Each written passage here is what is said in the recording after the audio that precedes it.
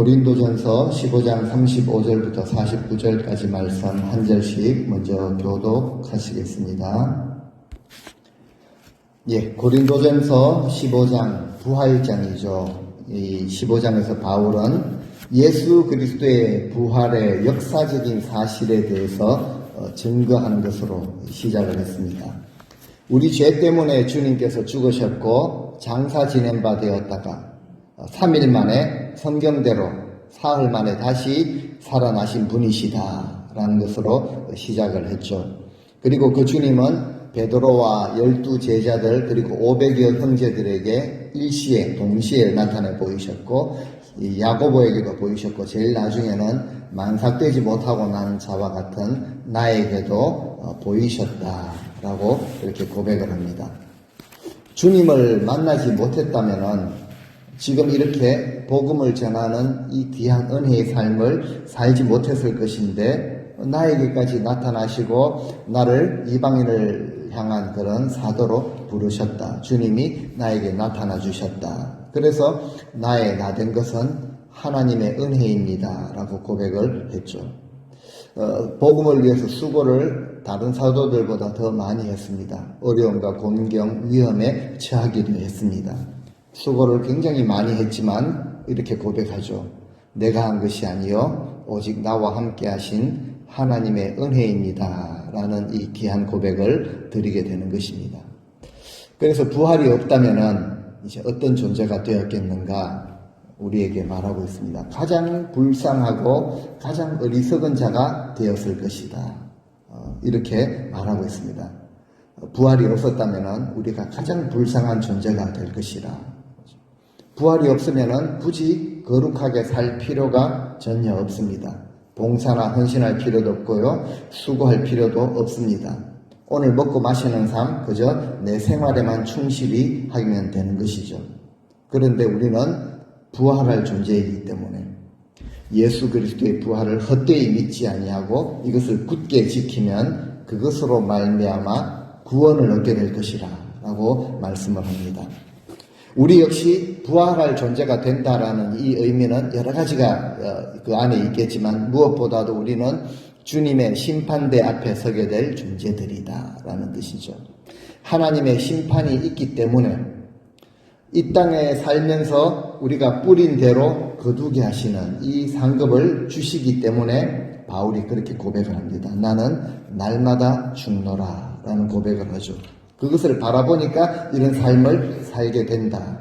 자신도 고백할 뿐만 아니라 성도들에게 그렇게 권면합니다. 너희들도 깨어서 의를 행하고 죄를 짓지 말라라고 권면을 하죠. 이제 오늘 말씀 35절에 이렇게 말합니다. 35절 말씀 같이 한번 읽겠습니다. 누가 묻기를 죽은 자들이 어떻게 다시 살아나며 어떠한 몸으로 오느냐 하리니 일부 고린도 교회 성도들은 부활을 믿지 않았습니다. 교회 성도들인데도요 예수 그리스도의 부활을 믿지 않았다는 거죠. 그래서 이런 질문을 합니다. 죽은 사람이 어떻게 다시 살아나고 그들이 어떤 몸으로 죽었다가 살아나면은 어떤 몸으로 나오겠느냐라고 묻는 자들이 있다라는 거죠. 이처럼 부활에 대해서 회의적인 부정적인 태도를 가지고 있는 자들이 던지는 대표적인 질문 두 가지이죠.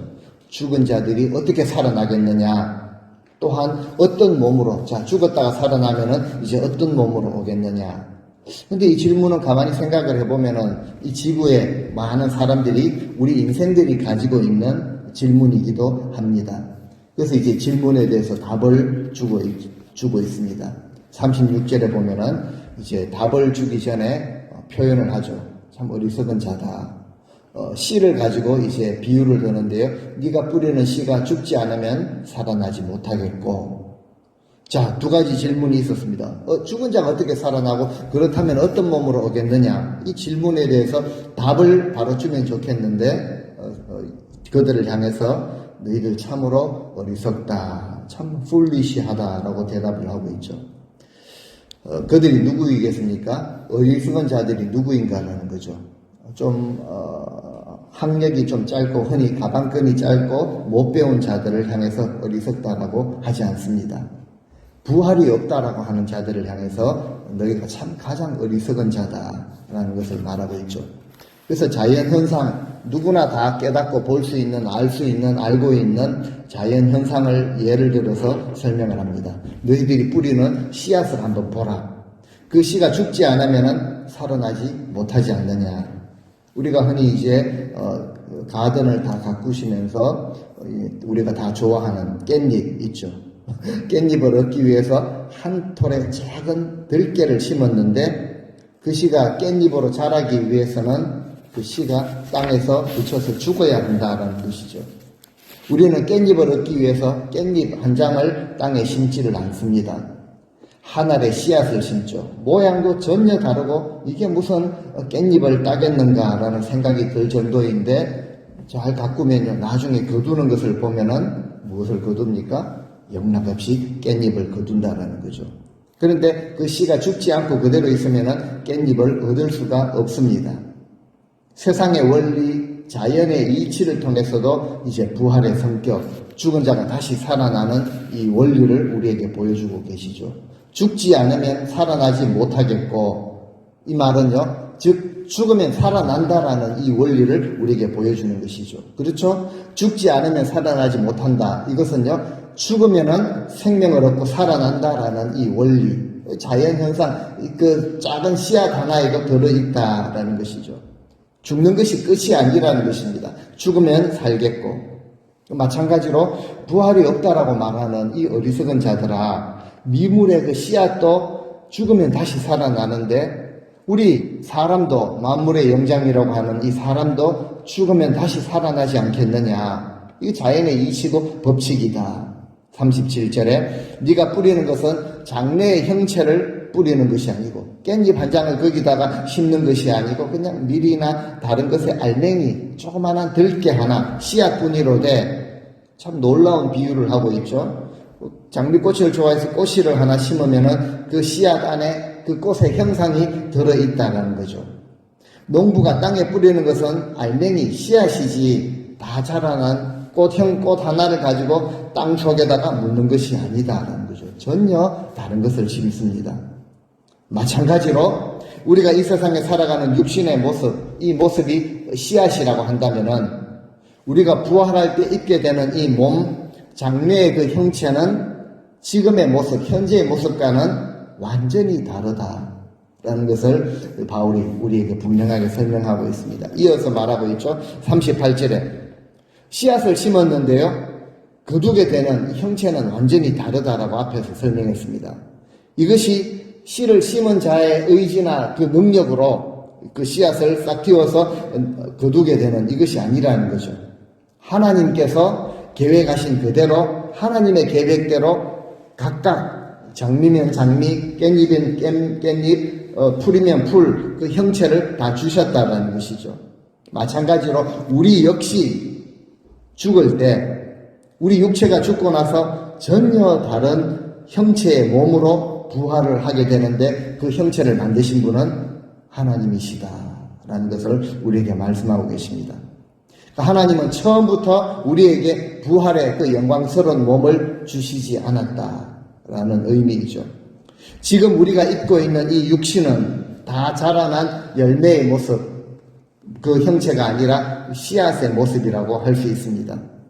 그래서 어떻게 부활이 가능한가라는 이 질문을 어떻게 답을 합니까? 땅에 뿌린 한 알의 씨앗이 죽음으로 말미암아 전혀 새로운 형체의 그런 열매를 맺듯이 우리 인간도 육신의 죽음 이후에 하나님의 뜻대로 하나님의 능력을 통해서 새로운 몸을 입게 된다. 변화된 새로운 몸으로 부활하게 된다라는 것을 우리에게 증거하고 있는 것이죠. 이어지는 39절, 40절 말씀을 보시면은 이제 어떠한 몸으로 부활할 것인가 라는 질문에 답을 주고 있습니다. 39절, 육체는 다 같은 육체가 아니라고 그렇게 말을 하면서 네 가지를 설명을 하죠. 사람의 육체, 짐승의 육체, 새의 육체, 물고기의 육체, 이것이 다 다르다. 맞죠? 이 세상에 육체를 입고 있는 어떤 생물체들은 다 다릅니다. 지극히 당연한 말씀을 하고 있죠. 모든 육체는 똑같지 않다라는 거죠. 사람의 육체가 있고 동물의 육체가 있고 물고기의 육체가 있고 새의 육체가 각각 다르다. 하나님께서 형체를 다양하게 만드셨듯이 죽음 이후에 부활하게 될 우리 몸의 형체 역시 하나님께서 지금의 이런 형체와는 완전히 다르게 만드셨다라는 것을 말하고 있습니다. 하나님의 놀라운 능력이죠. 하나님의 뜻을 따라 하나님의 크신 놀라운 능력으로 우리에게 이제 영광스러운 부활의 몸을 덧입혀 주실 것이다 라는 것을 설명합니다. 이러한 사실을 다음 40절에 보시면 하늘에 있는 그 천체라고 하는데요. 천체의 이 현상을 보면서도 우리 몸의 부활을 깨달을 수 있다. 하늘에 속한 형체가 있고 땅에 속한 형체가 있는데 영광이 좀 다르다는 거죠. 하늘에 속한 것의 영광이 따로 있고 땅에 속한 것의 영광이 따로 있다. 하늘에 속한 것은 대체로 영원한 것으로 그려지죠. 해와 달, 별, 영원한 것으로 이렇게 새겨져 있습니다. 하지만 땅에 있는 것은 유한한 언젠가 썩어 없어지는 것으로 그렇게 상징이 되어지죠. 그들의 특성과 영광도 다를 수밖에 없다. 라는 것을 계속 이제 우리 부활할 몸의 영광이 이렇게 다르다라는 것을 설명을 하려고 예를 들고 있는 것입니다. 뿐만 아니라 41절에 심지어는 별들 사이에도 영광이 다르다. 각각 다르다. 하늘에 속한 형체라고 해서 똑같은 특성이나 똑같은 영광을 가지는 것이 아니다. 우리 눈으로 볼 때도요. 별에서 비추어지는 그 빛, 그리고 해에서 비추어지는 그 빛이 다른 것처럼 그 영광이 다 다르다. 각각 고유한 특성과 영광을 가지고 있다. 라는 설명을 하는데, 자, 무슨 이야기를 하고 싶어서 이렇게 말합니까? 부활하기 전에 영광, 우리 육신의 몸을 입고 있는 동안의 영광과 부활할 때 얻는 영광, 그 새로운 몸의 영광이 어떻게 같을 수가 있겠느냐? 당연히 다르다. 자, 그러면 왜 이런 이야기를 할까요? 지금 이 세상에 창조된 만물의 형체가 각각 다르죠. 그리고 각각 그 영광이 다르듯이 부활한 몸의 형체는 우리가 지금 입고 있는 이 몸과 다를 것이고, 부활할 몸이 가지게 될 영광도 지금 우리 몸이 가지고 있는 영광과 전혀 다른 모습이 될 것이다 라는 것을 설명을 하고 싶어 하는 것이죠. 즉 우리가 이토록 영광스러운, 아주 귀하고 영광스러운 존재가 될 것이다 라는 것을 바울이 말하고 있는 것이죠. 누가 이런 영광을 얻습니까? 예수 그리스도를 진짜로 믿는, 주님의 죽으심과 부활하심을 확실하게 믿는 우리는 그 예수 그리스도를 따라 그분의 형상을 입어 신령한 몸으로 부활되어지고 영광의 몸을 입을 것이다 라는 것을 우리에게 전해주고 있습니다. 그렇다면 지금 우리 몸이 가진 영광과 부활의 영광을 입을 몸이 구체적으로 어떻게 다른가? 42절을 보시면요. 죽은 자들의 부활이 이와 같다. 그 부활할 몸이 지금과는 다르다 라고 하면서 이제 비교를 합니다. 어떤 비교들이 있는지 한번 보시겠습니다. 지금은 썩을 몸을 우리가 입고 있지만 부활할 때에는요, 썩지 아니하는 몸으로 다시 살아난다. 우리 육신은 썩지만 부활체는 썩지 않는다.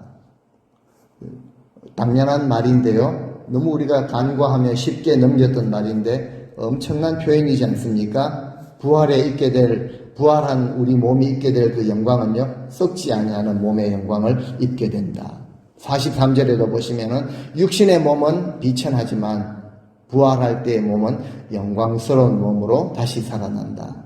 지금은 어떻습니까? 우리 육신이 병에도 걸리고 사고도 당합니다. 하지만 부활한 몸은 강하고 능력 있는 몸으로 다시 살아난다. 우리 육신이 걱정하는 것처럼 어떤 질병에 걸리는 이런 일도 없을 것입니다.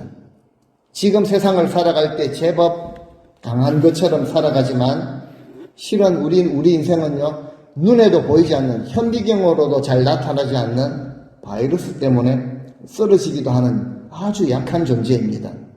이 약한 것으로 심고 강한 것으로 다시 살아난다. 더 이상 죄의 그런 죽음의 굴레에 매이지 않는 그런 존재가 될 것이라 라고 말씀을 하십니다. 44절에 보시면요, 육의 몸을 심지만 신성한 몸으로 신령한 몸으로 살아나게 된다. 우리가 지금은요, 흙으로 돌아갈 수밖에 없는 이런 육신을 입고 있지만 장차 하늘에 속한 몸은 영광을 얻게 된 그런 몸을 우리가 입게 될 것이다. 현재는요, 늙고 병들고 약해지고 어떤 분들은 투석도 하죠.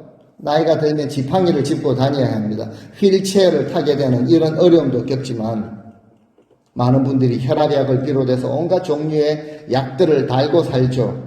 그리고 어떤 이들은 간혹 마지막 때 보면 산소호흡기도 달고 살지만 우리 육신은 이렇게 썩어 없어지지만 하늘에 속한 자들은 신령한 몸으로 부활하게 된다. 나라는 이 존재는 변함이 없습니다.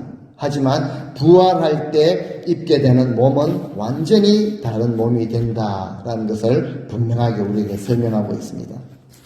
육신의 몸은요, 영락없이 썩음과 욕됨과 약한 뿐이지만 미래에 부활하게 될 우리 신령한 몸은 썩지 않음과 영광과 존귀함과 강함이 우리에게 나타난다라는 것을 분명하게 알려주고 있습니다. 왜냐하면 주님께서 주시는 생명, 이런 새로운 생명을 받아 영원히 사는 존재가 될 것이기 때문에 그렇습니다. 그래서 우리는 오늘 영광송으로 드린 찬양처럼 소망 가운데 부활의 날, 영광의 날을 기다려야 하는 것이죠. 45절 같이 한번 읽어보시겠습니다. 기록된 바 첫사람 아담은 마지막 아담은 살려주는 영이 되었나니, 첫사람 아담은요, 생명, 그냥 살아있는 존재, 코에 생기를 불어넣으셨기 때문에 생명이 되었습니다. 흙으로 아담을 빚으시고 코에 생기를 불어넣으셔서 생명, 살아있는 존재가 되었죠. 마찬가지로 마지막 아담, 예수 그리스도는 살려주는 영이 되었다. 그러니까 첫 아담에게도 영, 마지막 아담에게도 영이라는 단어를 씁니다. 우리 말로는 같은 영이지만요, 원어상으로는 다릅니다. 첫 번째는 푸시켄이고 두 번째는 푸뉴마라는 다른 원어를 쓰고 있죠. 즉 하나님께서 흙으로 빚어 만드신 아담은 호흡을 가진 숨을 쉬는 존재에 지나지 않지만 둘째 아담 예수 그리스도는 우리에게 생명을 주시는 영이시다라는 것을 말하고 있습니다. 46절 그러나 신령한 몸이 먼저 있었던 것이 아니죠. 자연적인 육신의 몸이 먼저 있었고 그 후에 신령한 몸이 왔다라는 것입니다. 순서에 대해서 말하고 있죠. 사망이 먼저 오게 되었고 그래서 그 후에 우리에게 생명이 주어지게 되었다라는 이 원리를 우리에게 밝히 말하고 있습니다. 47절 첫사람은 땅에서 나왔고 흙에 속한, 그죠? 흙에 속한 자이었는데 둘째 사람은 하늘에서 나셨느니라. 잘못 이 오해를 하면은 둘째 사람 예수 그리스도가 하늘에서 창조되셨다, 하늘에서 나오신 피조물이다라고 생각할 수 있는데 전혀 그것이 아니라 창조주이신 우리 주 예수 그리스도, 그분이 둘째 아담, 둘째 사람은 하늘에서 우리에게 내려오신 분이시다라는 것을 말하죠. 우리에게 영원한 생명을 주시려고 오신 분이시다. 48절 같이 읽겠습니다. 무릇 흙에 속한 자들은 저 흙에 속한 자와 같고 무릇 하늘에 속한 자들은 저 하늘에 속한 이와 같으니, 흙에 속한 자들은 그냥 저 흙에 속한 자와 같다. 즉 살아있는 것 같지만 그냥 사망에 속한 우리 육체를 가지고 있는 존재이다. 살아있는 것처럼 보이지만 예수를 믿지 않는 자들은 살려주는 영을 받지 못했기 때문에 그냥 이미 죽은 자들이다. 죽은 자들과 같다. 그런데요, 하지만 하늘에 속한 사람들은 하늘에 속한 이 예수 그리스도와 같다라는 거죠. 우리가 예수 그리스도와 같은 존재들이다. 즉 우리는 살아있는 존재들, 영원한 생명을 입은 존재들이다 라는 것을 말하고 있습니다.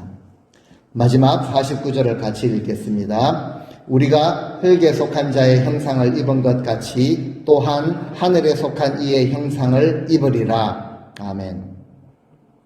우리가 이 땅에 살 동안에는요, 땅에 속한 사람의 형상을 지니고 있는 것처럼 또한 하늘에 속한 자는 하늘에 속한 분의 형상을 지니게 될 것이다 라고 말하고 있습니다. 즉 예수 그리스도와 같이 우리 주님과 같이 영광스러운 부활의 몸을 입는 것이 바로 우리 그리스도인들이 가지고 있는 소망이죠. 이제 말씀을 맺으면서 이 자리에 우리 모든 삼일교회 성도님들, 주님을 믿고 따르는 우리 성도님들이 누리게 될 부활의 영광은 추상적인 것이 아닙니다. 다음 주 주일이 되면 우리가 이 야외 예배를 가는 것이 확실한, 물론 이변이, 천재지변이 있을 수도 있겠습니다만은 내일이 다가오는 것이 확실한 것 이상으로 우리 몸의 부활은요, 추상이 아니라 확실한 사실입니다. 분명한 것이죠.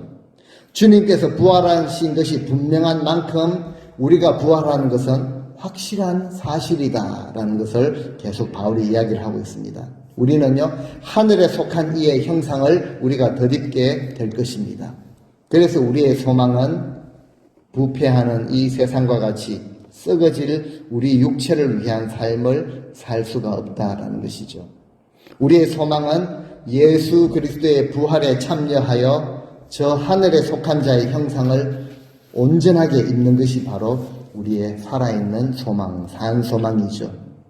이제 우리 앞에 썩지 않고 더럽지 않고 쇠하지 아니하는 소망이 놓여 있습니다. 우리는 날마다 이 부활의 소망을 간직하며 살아야 합니다.